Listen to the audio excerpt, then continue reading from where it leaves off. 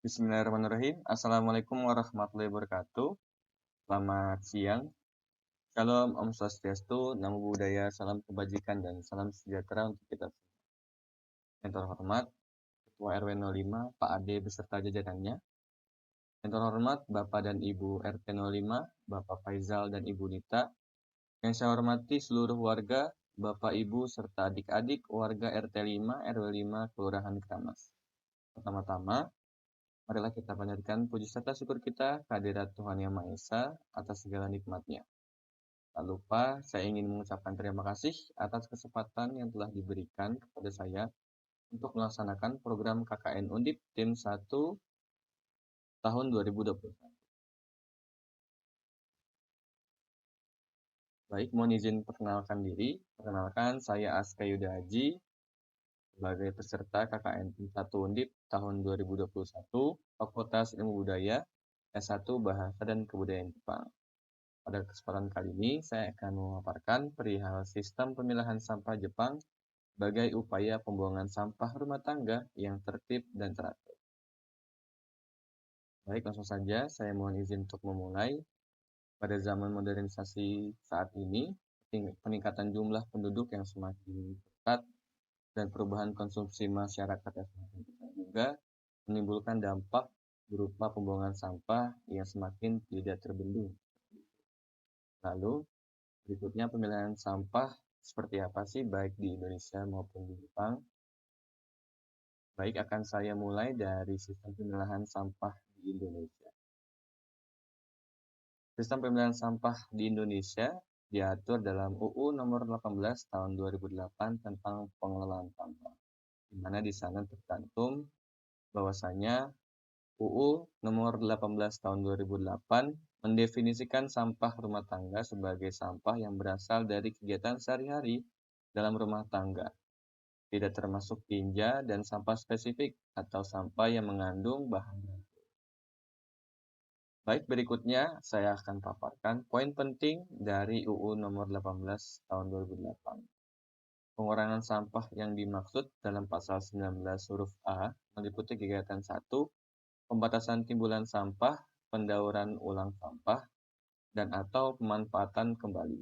Jadi tadi sudah saya paparkan 3 poin penting dalam pengurangan sampah ini. Lalu dilanjut, masyarakat dalam melakukan kegiatan pengurangan sampah sebagaimana yang dimaksud pada ayat 1, menggunakan bahan yang dapat digunakan ulang, didaur ulang, dan atau mudah diurai oleh proses alam.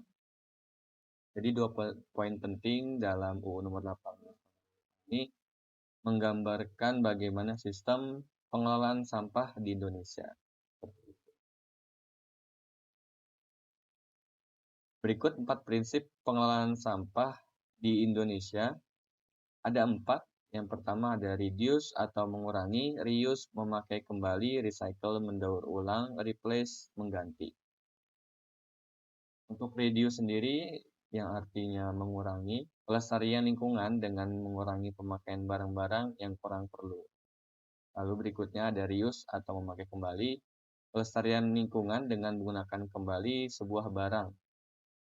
Berikutnya ada recycle atau mendaur ulang, pelestarian lingkungan dengan cara mendaur ulang kembali sebuah barang. Jadi misalkan bapak-bapak dan ibu-ibu mempunyai kardus seperti itu. Jadi kardus itu tidak serta-merta dibuang, bisa dijadikan sebagai buah tangan atau karya seperti itu. Lalu berikutnya replace mengganti. Pelestarian lingkungan dengan cara mengganti barang-barang yang hanya dapat dipakai sekali dengan barang-barang yang lebih tahan lama. Jadi misalkan ini seputar kegiatan atau pelaksanaan sehari-hari penggunaan. Jadi misalkan Bapak dan Ibu-ibu melakukan belanja begitu ya, untuk mengurangi bahan plastik dan menggantinya dengan sampah. Dengan, mohon maaf, maksud saya dengan goodie bag atau tas yang memang untuk mengurangi timbunan plastik. Berikutnya, saya akan masuk sistem pemilahan sampah Jepang. Sebenarnya tidak begitu banyak perbedaan dari Jepang. Berikut poin penting sistem pemilahan sampah Jepang. Yang pertama, klasifikasi atau pembagian pembuangan sampah. Lalu yang kedua, jadwal pembuangan sampah. Jadi, dua poin ini akan saya bahas, yaitu seputar klasifikasi tadi serta jadwal pembuangan sampah.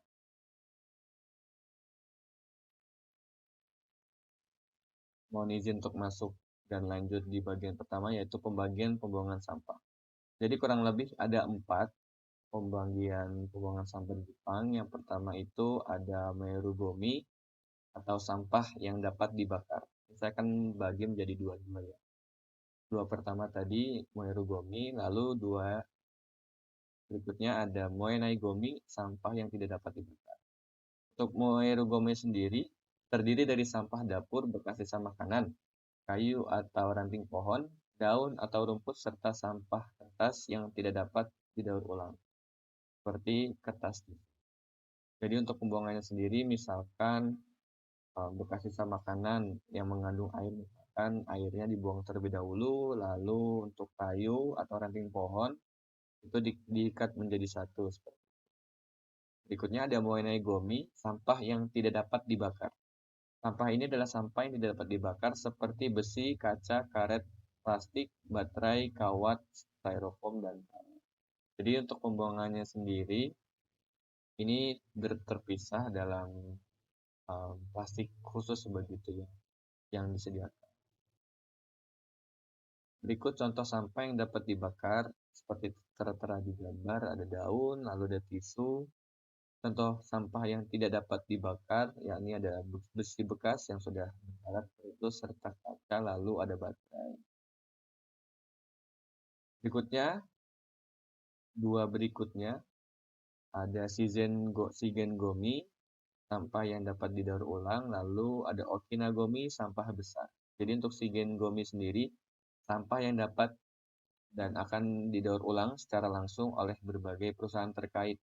Barang-barang tersebut kategori sampah adalah pakaian, kertas-kertas bekas, botol-botol yang ada logo PET atau polyethylene terephthalate, botol atau kaleng minuman soda yang terbuat dari aluminium, dan kaleng makanan lainnya.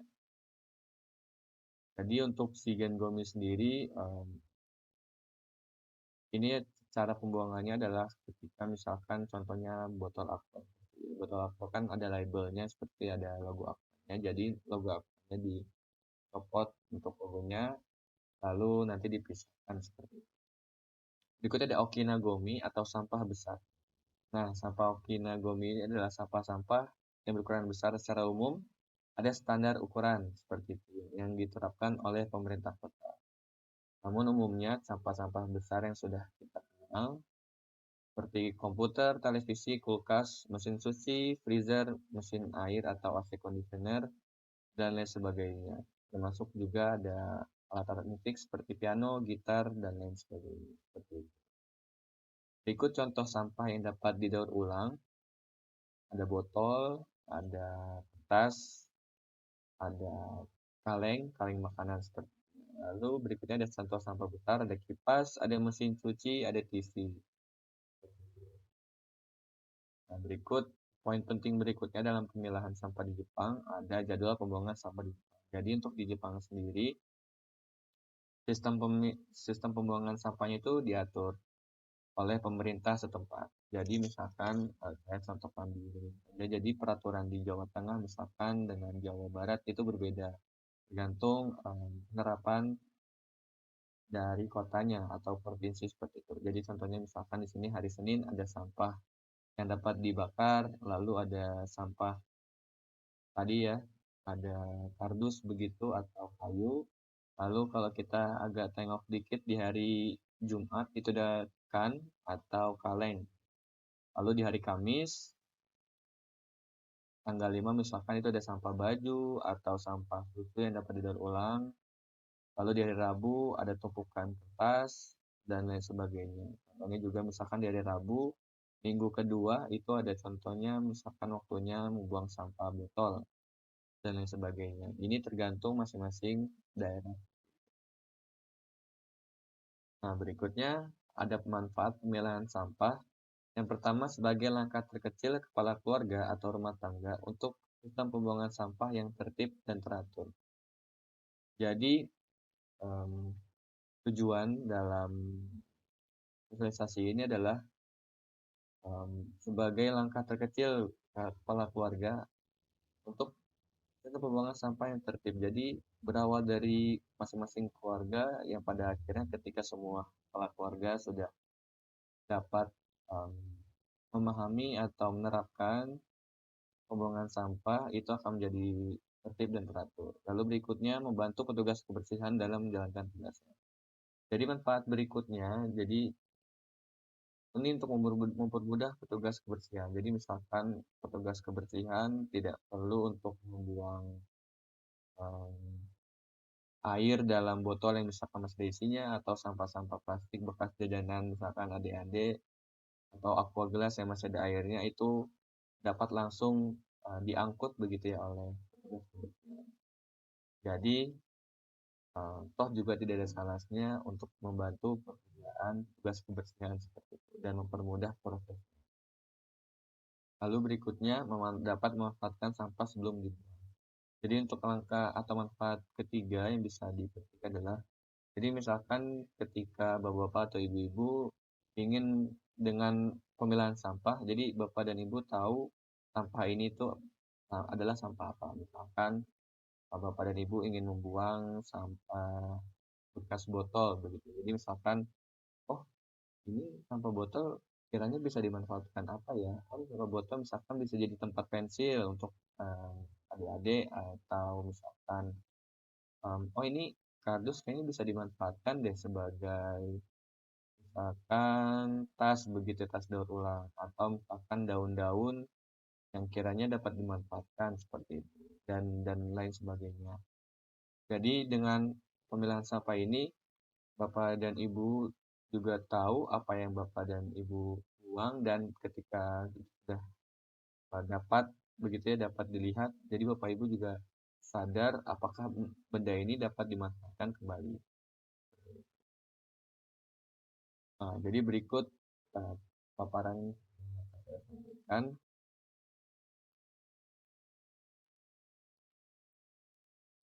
Terima kasih atas kesempatannya. Namun saya memasuki sesi kesimpulan begitu ya. Jadi Indonesia dan Jepang memiliki sistem pemilahan sampahnya masing-masing begitu dan berbeda. Dan juga dibantu oleh alat atau daya dukung sesuai infrastruktur masing-masing. Sistem pemilahan di Jepang dan Indonesia memang berbeda, tetapi di antara perbedaan tersebut terdapat satu tujuan yang sama, yaitu agar pembuangan sampah yang tertib dan teratur. Jadi lalu maksud dari saya menyampaikan ini bukan bermaksud untuk membanding-bandingkan sistem yang ada, tetapi Indonesia dengan Jepang memiliki sistem masing-masing loh. Jadi ketika kita berada di Indonesia juga kita harus menerapkan aturan yang ada di Indonesia. Dan modul ini atau materi ini yang saya sampaikan hanyalah berupa referensi untuk dapat Bapak dan Ibu terima dalam penggunaan sehari-hari.